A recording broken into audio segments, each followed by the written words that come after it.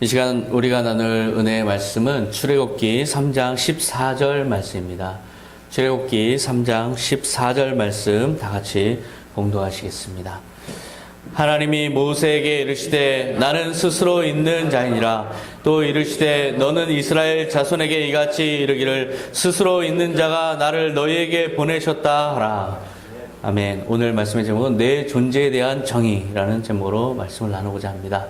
오늘 본문을 보니까 하나님께서는 자기 정의를 말씀하고 계세요. 나는 스스로 있는 자다. 이것은 하나님에 대한 영원한 정의예요. 나는 스스로 있는 자, 나는 나다. I am who I am. 이것이 바로 하나님이 자신을 정의하는 그런 뜻이에요. 우리는 이제 인간으로서 피조물로서 감히 이런 정의를 내릴 수가 없죠. 나는 나야 라고 정의 내리기가 어렵죠. 우리는 하나님으로부터 창조되었어. 이렇게 피조물로서 지금 하나님을 모시고 살아가고 있어요. 그러나 우리 자신이 하나님의 정의 내리심을 바라보면서 우리 스스로도 자기의 존재에 대한 정의를 내려가야 되는데요. 하나님은 어떤 자기 정의를 가지고 계실까? 좀 더 보면 영원하시고 자존하시며 어떠한 원인도 없으신 분이 바로 하나님이세요. 하나님은 그 자신이 절대 유일하신 절대자이고 절대적 존재이시고, 그리고 하나님의 고유한 성호를 나타내시면서 또한 영광스러운 신명이 하나 있는데요. 그것이 바로 여호와 하나님이세요. 여호와라는 뜻은 바로 그렇게 하나님의 절대성을 드러내는 그런 이름이에요. 바로 그 절대성을 드러내는 여호와라는 이름은 이사야서 43장 11절에 잘 나와요. 나 곧 나는 여호와라, 나 외에 구원자가 없느니라. 하나님 스스로는 여호와다. 나는 나 같은 구원자가 이 세상엔 없다. 이렇게 하시면서 자신의 절대성, 자존성을 이렇게 드러냈어요.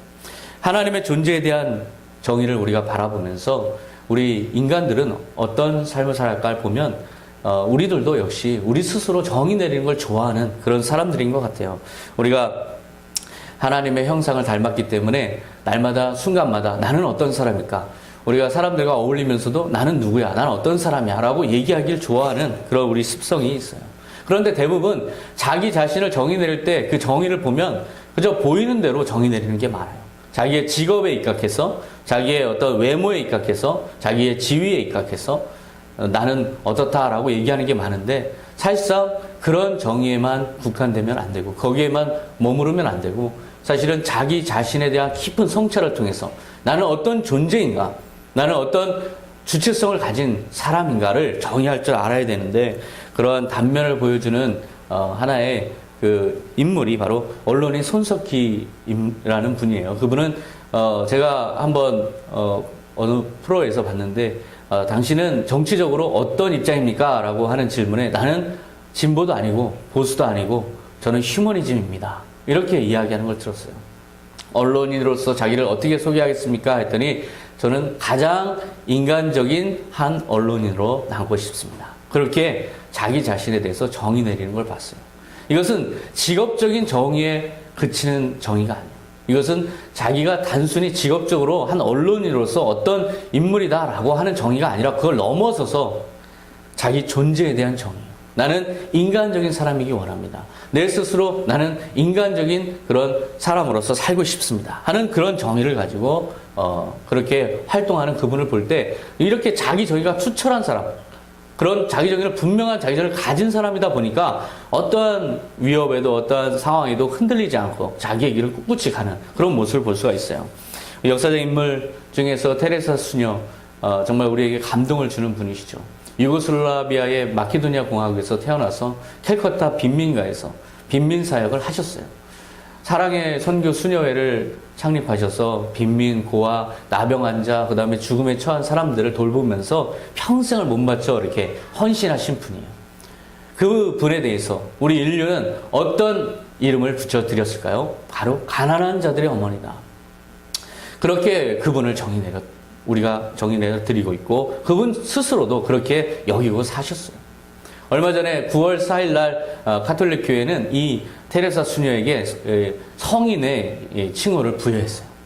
그렇게 한 인간으로서 분명한 자기 존재에 대한 정의를 가지고 있을 때 그렇게 꿋꿋하게 자기의 사명을 감당할 수 있는 그런 모습을 우리가 그분을 통해서 우리가 알 수가 있어요. 우리는 자기 자신에 대해서 오늘 나는 어떤 내 존재에 대한 어떤 정의를 내가 가지고 있을까 한번 이 시간 생각해 보는 시간이에요. 보통 주변에 사람들이 호칭을 하죠. 사장님 하죠. 그리고 누구 엄마 하죠. 자, 그거 가지고 나의 존재를 다 정의할 수는 없을 거예요, 아마. 그거는 그냥 나를 부르는 이름이고, 그저 내가 외부에 비치는 그런 모습의 이름이죠. 그것만 가지고 자기 정체성을 다 논할 수는 없어요. 나는 어떤 사람이고 싶은가에 대해서 우리가 고민할 때 아주 도움이 되는 그런 지침을 준 분이 바로 하워드 스티븐슨이라는 하버드 경영대학원 교수님이세요. 그는 하워드의 선물에서 이렇게 3가지의 조언을 주셨어요. 내가 만약에 나중에 내 장례식이 열린다 하면 사람들이 와서 저 사람은 어떤 사람이었다라고 이 평판을 듣기 원하는가, 어떤 사람이었다고 평하는 걸 듣기 원하는가, 그것이 바로 자기의 정체성을 말해주는 그런 가치다, 이렇게 이제 제시를 하셨어요. 우리 장례식 때 내가 이제 인생이 끝나고 나서 사람들이 나를 뭐라고 평가할까? 저 사람은 참 법 없이 산 사람이야. 저 사람은 정말 아주 호인이었어. 이런 평가를 받는다면 그 가치를 나는 내 존재에 대한 정의로서 가지고 있다는 것이죠. 또한 우리가 평생을 살아가면서 얼마나 많은 사진을 찍어요? 그 많은 사진들 중에 나를 대표하는 대표적인 한 장의 사진을 한번 생각해 보세요. 이 사진은 나의 모습을 가장 잘 담고 있어 하는 그 사진이 바로 나를 표현해 주는 거죠. 그 사진 속에서 내가 나이고 싶은, 나를 드러내고 싶은 그 모든 그 이미지와 그 가치가 거기에 다 함축돼 있어요. 그래서 자기가 가장 좋아하는 그 사진 한 장을 한번 꺼내보고 그걸 통해서 자기 존재의 정의를 한번 내려봐라. 그런 조언을 본 적이 있어요. 또한 우리나라는 이제 묘비에 그렇게 그 사람의 삶에 대한 그 정의를 내리는 문구가 없는데 외국에는 그런 묘비들이 참 많아요. 내 묘비에 뭐라고 한 문구로 나의 인생을 정의 내릴까? 그것이 바로 내 존재의 정의를 담고 있다라는 거죠. 바로 그렇게 인생 철학을 대변하는, 그리고 자기 존재의 삶의 어떤 모든 가치를 담고 있는 존재에 대한 정의를 우리는 하나씩 이 시간 내려보는 그런 기회가 됐으면 좋겠어요.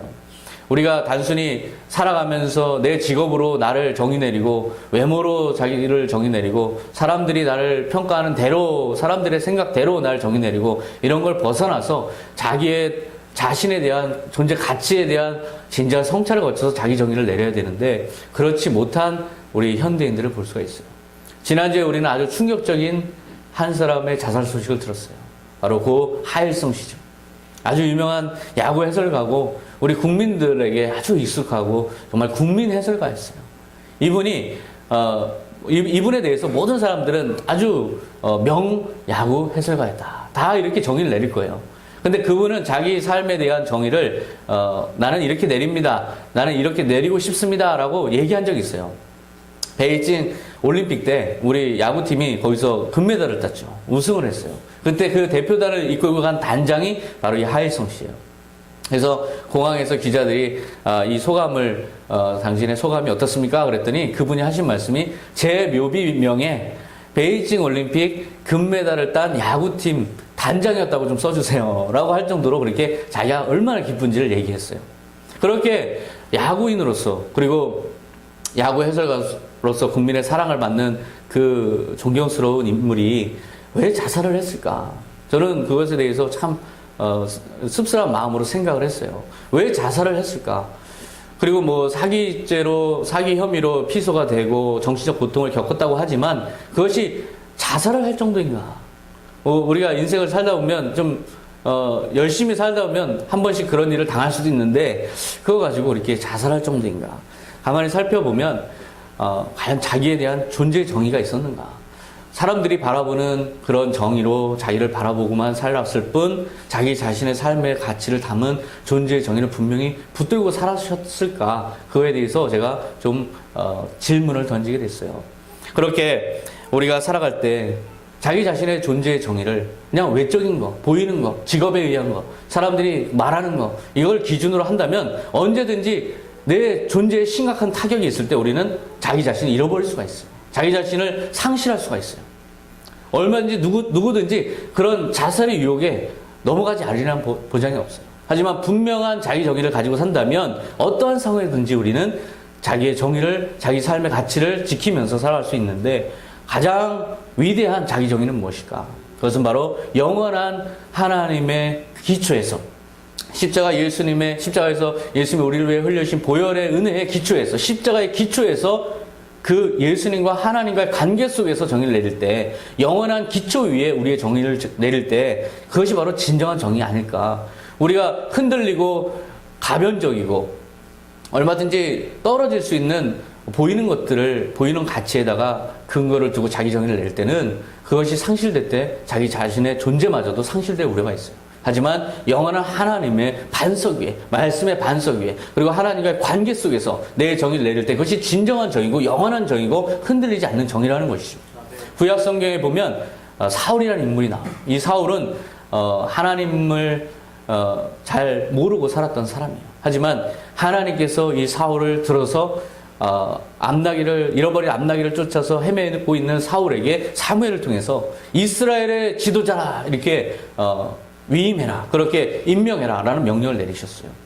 사무엘상 9장 15절에 보면 사울이 오기 전날에 여호와께서 사무엘에게 알게 하여 이르시되 내일 이맘때 내가 베냐민 땅에서 한 사람을 내게로 보내리니 너는 그에게 기름을 부어 내 백성 이스라엘의 지도자로 삼아라.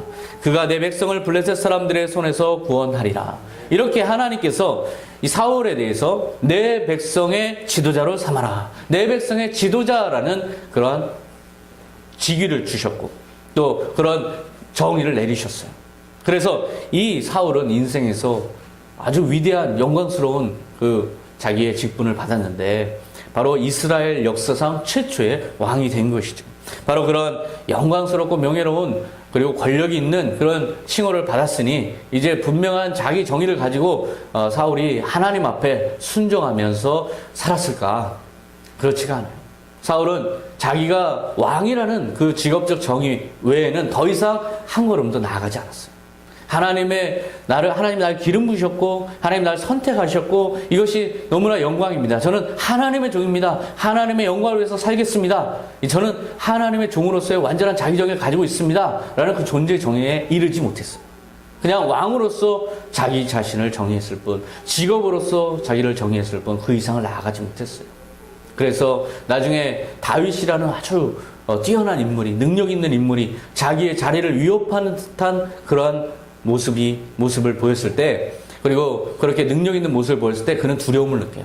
내가 이 직분이 저 사람에 의해서 빼앗기진 않을까? 저 사람이 내 왕의 자리를 차지하진 않을까? 그런 두려움에 그는 완전히 자기 자신의 모습을 본래 가져야 될 모습을 다 잃어버리고 그 한 사람을 쫓아서 계속 죽이려고 달려가는 그러한 초라한 모습으로 그냥 변질되고 말았어요. 자기를 세우신 하나님의 은혜를 망각한 채 그저 자기의 자리 하나에 연연하고 자기의 왕권을 지키기 위해서 정적을 죽이려고 그렇게 혈안에 있는 모습으로 전락하고 말았어요. 결국 그는 어떻게 됐을까요? 끝까지 하나님의 명령을 거역하고 하나님과의 관계 속에서 자기 정의를 내리지 못한 채 자기의 직업에 의해서 자기 정의만 가지고 살다가 결국 그 자리가 위협됐을 때 그는 그 자리를 지키기 위해서 아주 탐욕적인 모습, 아주 두려워하는 모습, 그렇게 변질되어 버리고 그 모습의 끝에는 결국 블레셋이라는 적군과 전투 중에 길보아 산에서 전세가 아주 위태롭게 됐을 때 자기 스스로 자기 칼에 엎드러지고 마는, 자살하고 마는 그런 결과에 이르고 말았어요. 이것은 분명한 자기 존재에 대한 정의가 없는 사람의 대표적인 모습이에요. 그러한 정의가 없을 때 그는 내 백성의 지도자다 하는 위대한 하나님의 정의를 받은 존재임에도 불구하고 자기 정의가 없을 때 그는 불명예스럽게 자기 스스로 폐위된 왕이라는 아주 오명을 낳고 말았어요. 우리가 살아가는 인생을 보면 나름대로 자기 삶의 가치와 의미를 추구하는 아주 성공적인 사람들이 있어요. 아, 저렇게 성공하는구나. 저렇게 잘 나가는구나. 저렇게 뭔가 이뤄가는구나. 그러니까 저 사람은 뭔가 높은 가치를 가지고 이제 훌륭한 사람으로 살아나가는구나. 그런 사람이 어느 순간 갑자기 돌변해서 자살을 한다든지 또 뭐 구속이 된다든지 그 아주 부끄러운 일들을 행하는 그런 모습을 볼 수가 있어요. 그것은 바로 자기 존재에 대한 정의가 없어서 그래요. 자기 존재에 대한 정의가 없이 살다가 위협이 닥치면 자기 자리가 빼앗기고 자기 재산이 빼앗길 것 같으면 그때 이제 그 두려움 때문에 탐욕이 발동하죠. 그리고 그 생존을 위한 발버둥을 치고 그 과정에서 온갖 몹쓸짓들을 행하고 그러면서 지조 없이 지조를 잃고 결국 불명예로 마감하는 그런 모습들을 우리는 너무나 많이 보고 있어요. 근사록에 보면 이런 말이 있어요. 욕심이 있으면 참된 강함은 없는 것이다. 사람이란 욕심이 있게 되면 반드시 그 욕심에 끌려서 자기의 지조를 잃게 되기 때문이다. 가장 중요한 건 내 스스로 어떤 삶을 살아가는 것인가, 내가 어떤 존재인가라는 분명한 지조가 있어야 돼요. 이것이 없으면 이 인간으로서의 가치가 많이 부족한 거예요. 나는 어떤 존재이다, 나는 어떤 사람이다, 나는 어떤 인생을 살겠다라는 지조 있는 모습을 볼 때 우리는 가장 아름다움을 느껴요. 하지만 지조 없이 흔들리고 돈에 끌려다니고 두려움, 걱정, 근심, 염려에 쩔쩔매고 자기의 본질을 잃어버리고 망각하는 그런 사람들을 볼 때 참 안타까운 마음이 들어요. 오늘 이 근사록의 말 중에 욕심이라는 건 바로 두려움의 다른 이름이에요. 우리 인생에 분명한 확신이 없을 때 우리는 언제든지 그 두려움 속에서 나락으로 떨어질 수가 있어요. 직업적 정의는 우리가 충분히 열심히 살고 자기 재능을 발휘하고 하면 얻을 수가 있어요. 나는 이런 사람이구나, 아주 잘 나가는 어떤 사장님이구나, 어떤 기업가구나, 그리고 봉사활동을 잘하는 사람이구나, 이런 것들은 자기가 재능을 발휘해서 열심히 성실하게 살아가면 얻을 수 있는 직업적인 정의, 외적인 정의, 외부로부터 주어지는 정의예요. 하지만 이것은 언제든지 상실될 가능성이 있어요. 그 모습을 잃거나 이미지를 실추당할 때 바로 나락으로 떨어질 수밖에 없는 껍데기 정의라는 것이죠. 가장 분명한 정의, 가장 영원한 정의, 가장 진정한 자기 본질을 담은 자기 정의는 영원한 하나님과의 관계 속에서, 하나님의 그 사랑 속에서 영원한 존재로서 자기 자신을 완전히 깨달았을 때, 나는 이 땅에 그냥 살다가 죽고 마는 존재가 아니구나, 나는 영원한 생명으로 하나님의 나라에까지 이어져 있는 내 시간과 내 육체와 내 모든 삶의 영역이 하나님의 나라까지 이어져 있는 영원한 존재라는 확신이 들 때 비로소 자기 존재에 대한 완전한 정의에 이를 수가 있어요. 예수님이 바로 그 삶을 보여주셨죠. 요한복음 10장 14절에 보면 나는 선한 목자라, 나는 내 양을 알고 양도 나를 아는 것이 아버지께서 나를 아시고 내가 아버지를 아는 것 같으니 나는 양을 위하여 목숨을 버리노라. 예수님은 분명한 자기 정의를 가지셨어요. 근데 그것은 자기 스스로 내린 정의가 아니에요. 하나님과의 영원한 관계 속에서 하나님이 내려주신 정의예요. 너는 선한 목자다. 너희 양들을 위해서 너희 목숨을 버리고 그리함으로써 그 모든 영혼들을 구원하는 그런 하나님의 아들로서의 너희 정의다. 분명한 하나님으로부터 받은 정의가 있어요. 그것을 끝까지 고수할 수 있었고 예수님은 바로 그런 삶을 일관되게 사셨어요. 그 예수님의 존재에 대한 자기 정의가 얼마나 정말 숭고하고 그리고 영광스러운지 알 수 있는 하나의 단서가 있어요. 바로 예수님을 십자가에 처형했던 자들, 예수님을 못 박았고 예수님을 모욕하고 조롱했던 자들, 그 사람들까지도 예수님에 대한 정의를 내렸는데 그것이 일치한다는 거죠. 마태복음 27장 54절에 백부장과 및 함께 예수를 지키던 자들이 지진과 그 일어난 일들을 보고 심히 두려워하여 이르되 이는 진실로 하나님의 아들이었도다 하더라. 참으로 빛나는 정의가 아닐까요? 자기 자신에 대한 정의와 자기를 죽인 자들의 정의가 일치한다는 거예요. 이것이 바로 그 사람의 존재의 정의가 바로 그런 의미가 있는 거예요. 자기가 자기 자신에 대한 존재의 정의를 분명하게 내리고 살면 나를 미워하는 사람이 나에 대해서 내리는 정의와 내가 나에 대해서 내리는 정의가 일치하는 거예요. 그것이 바로 가장 숭고하고 가장 고귀한 인생의 가치라는 거예요. 우리가 자신을 향해서 내릴 가장 빛나는 정의는 무엇일까요? 그것은 나를 사랑하는 사람들, 그 다음에 내 자신 모두가 인정하는 그러한 자기 자신의 존재에 대한 정의뿐만 아니라 그것이 나를 미워하고 나를 멸시하는 사람들까지도 똑같이 그렇게 정의를 내릴 때 그것이 바로 진정한 그리고 옳은 자기 정의라는 것이죠. 조지 밀러라는 위대한 사역자가 있어요. 65년 동안 영국의 고아들을 지킨, 고아들을 먹이고 키운 아버지 같은 고아들의 아버지라고 정의가 내려지는 아주 위대한 사역자예요. 19세기 말에 구빈원, 영국의 구빈원은 가난한 사람들을 돌보는 곳인데 거기에 고아들은 아주 못 먹었어요. 그래서 해골같이 다 마르고 아이들이 다 마르고 그 다음에 병 때문에 퉁퉁 부어가지고 아주 몰골이 말이 아니었어요. 이것을 보면서 이 조지 밀러는 하나님의 음성을 들었어요. 하나님이 자기 자신에 대해서 무엇을 하라고 하는, 그리고 너는 어떤 존재다 하는 정의를 그 아이들을 통해서 비로소 받게 되었어요. 그래서 끝까지 65년 동안 일관되게 그 사명을 감당하다가 그가 자기 자신에 대해서 고백한 고백을 보면 참 감동스러워요. 하나님, 제가 고아원을 하고 싶어 하는 것은 우연한 일이 아니라 하나님께서 친히 제 마음에 불러 일으키신 소원임을 믿습니다. 저는 오직 당신의 종으로만 일할 뿐입니다. 이것이 바로 자기 정의였어요.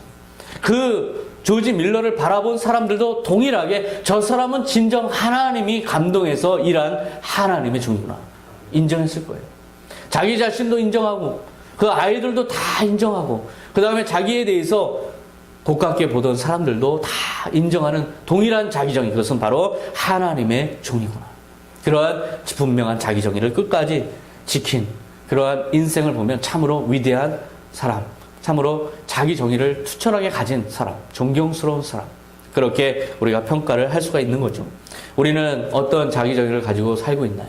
오늘 우리가 바쁘고 분주한 생활 가운데 우리는 그럴 시간이 없어요. 저는 먹고 살기 바쁩니다 라고 우리가 대답할 수도 있어요. 하지만 우리는 분명히 자기 정의를 가지고 내리고 살아야만 우리가 인간다운 삶을 올바로 살아갈 수 있는 거예요. 그래서 우리 교회에서도 계속 인문학 아카데미를 하고 있는 이유가 분명한 자기 존재의 정의를 찾아봅시다. 내 인생의 좌표를 다시 한번 더듬으면서 내 삶의 올바른 가치가 무엇인지를 찾아봅시다. 그러면서 자기 정의를 분명히 내릴 수 있는 그런 존재로 조금 더 발전해 봅시다 하는 게 바로 우리 인문학 강의예요. 우리 한국 교회는 성도들에 대한 자기 정의를 조금씩 다르게 변천시켜 왔어요.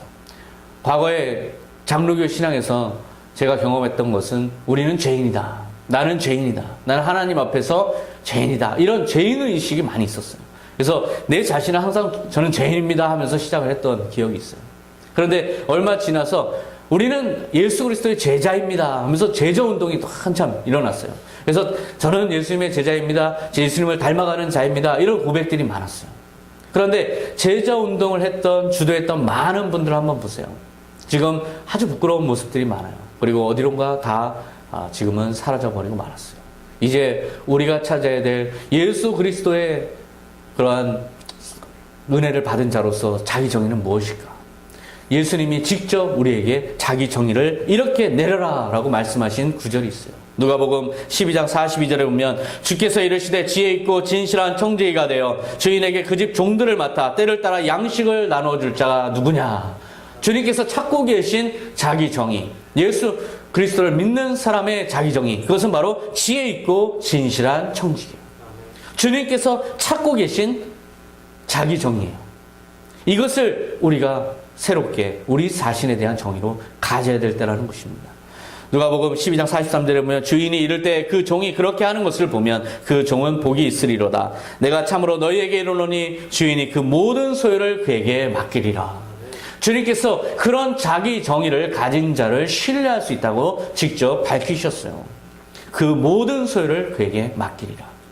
그렇게 작은 것에 충성된 자에게 주님께서 지혜롭고 진실한 청지기가 작은 것에 충성된 자에게 많은 것을 맡기리라 라고 이 신뢰를 보내는 이 정의를 우리가 그리스도인으로서 가져야 되지 않을까요? 베드로전서 4장 10절에 보면 또한 말씀하고 있어요. 각각 은사를 받은 대로 하나님의 여러 가지 은혜를 맡은 선한 청지기같이 서로 봉사하라. 우리가 각자 자기의 달란트를 가지고 하나님의 영광을 위해서 협력하면서 충성스럽게 나갈 때 이것이 바로 우리의 존재의 정의를 말해줘요. 그것은 바로 선한 청지기라는 것이죠. 우리는 이제 직업으로만 또 외모로만 내가 가진 지위로만 그저 사람들이 나를 바라보는 대로만 우리 스스로 정의를 내려서는 안 되는 걸 알았어요.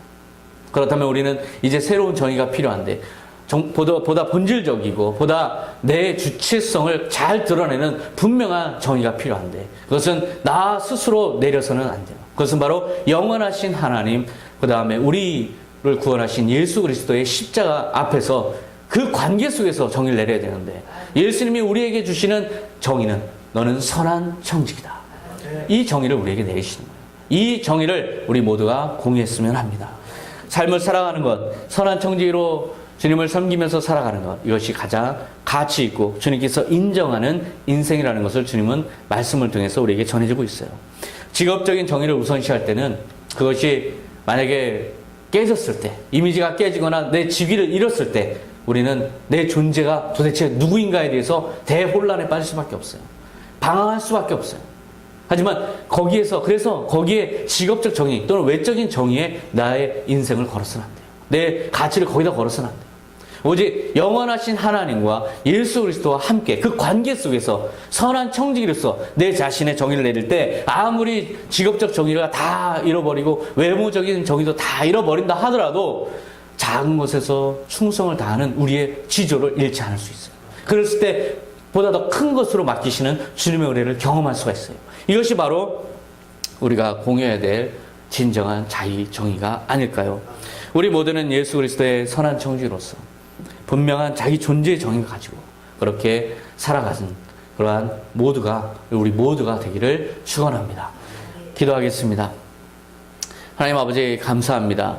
주님, 이 세상에 많은 사람들이 나를 향해서 이야기하는 것들이 곧 나의 정의가 되어 왔습니다. 그러나 그 요소들을 잃어버릴 때 직업을 잃거나 외모가 잘못되거나 직위를 잃거나 또는 사람들의 관계가 깨졌을 때 한동안 자기가 누군지 몰라서 방황하는 인생들이 너무나 많습니다. 그 방황 가운데 자살을 선택하는 사람도 많습니다. 주님, 자기 존재에 대한 정의를 이 시간 다시 내리게 하여 주시옵소서.